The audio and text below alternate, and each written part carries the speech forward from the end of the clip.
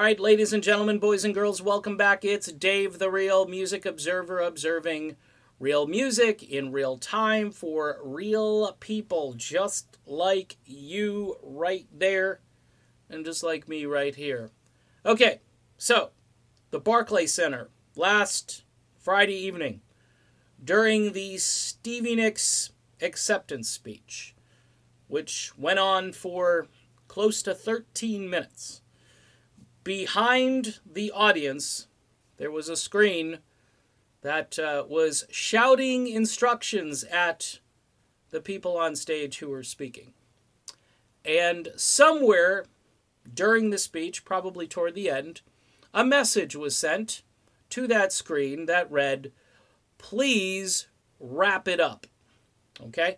So, I imagine, like I did in a video a few days ago, that there were a few eyeballs rolling and some ADD taking its toll on the people who were seated at the Barclays Center. Yes, there was some nervous laughter during this speech, which quite honestly was a little bit on the scatterbrain side. You got to go back to like Mike Love and his rant against the Hall of Fame and everything, I think, to find a speech that was more scatterbrain.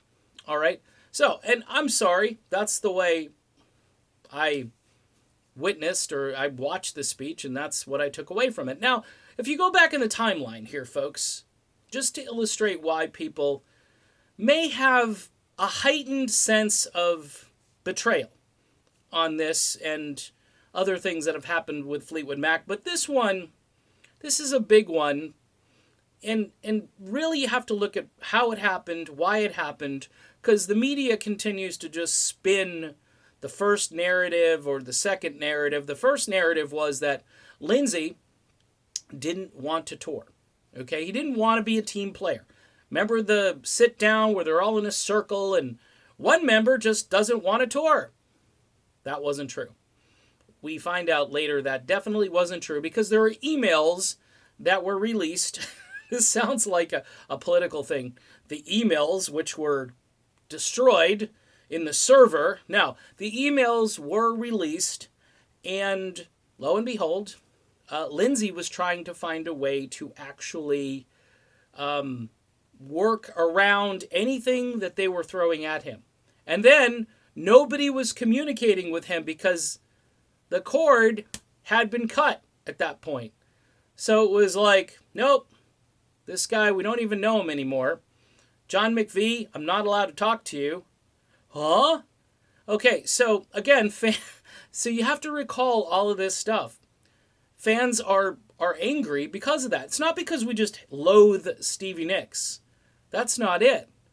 But her and all of her, I guess, pomp and circumstance here just kind of rubs some folks the wrong way, especially since the guy who was in the group then has a heart attack and open heart surgery and may not ever use his vocal cords again to sing.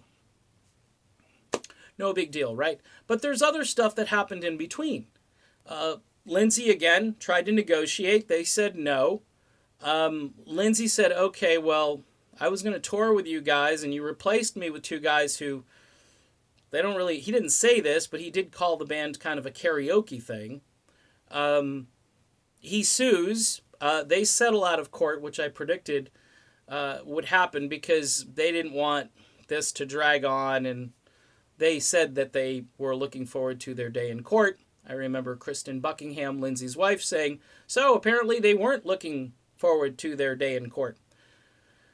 So a lot of stuff has happened, and you may not agree with me, okay? You may think Lindsey wasn't all that important to Fleetwood Mac, and, you know, Stevie is the star of the show, which I kind of explained is technically true. She is the star. She is the name ID, and this is why they said, you know what, you can do this now, because so much time has gone by, and we can just play this off as, you know, the usual drama within Fleetwood Mac.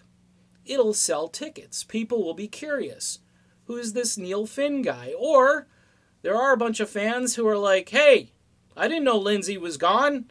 I paid my $175 for this one ticket, and there's no Lindsey Buckingham. What gives? So the Rock and Roll Hall of Fame thing, the way it went down, kind of proves that first narrative where apparently it was a smirk, okay, that did Lindsey Buckingham in. And I would have been smirking and rolling eyeballs. Look, Lindsey Buckingham wanted to control the way the band behaved. In other words, when they presented themselves to the media, were they coherent? Did they have cogent things to say? Were those things succinct? Or were they long-winded and scatterbrained? And I think Lindsey, every time you hear the guy talk, he says more in a couple of sentences than this entire speech that went on for almost 13 minutes. So, in any event, I'm just trying to explain to a few folks out there who are all Stevie euphoric and Fleetwood Mac-centric that maybe, just maybe, Lindsey Buckingham had a point. And that's my video. I'll be back soon. Talk to you later.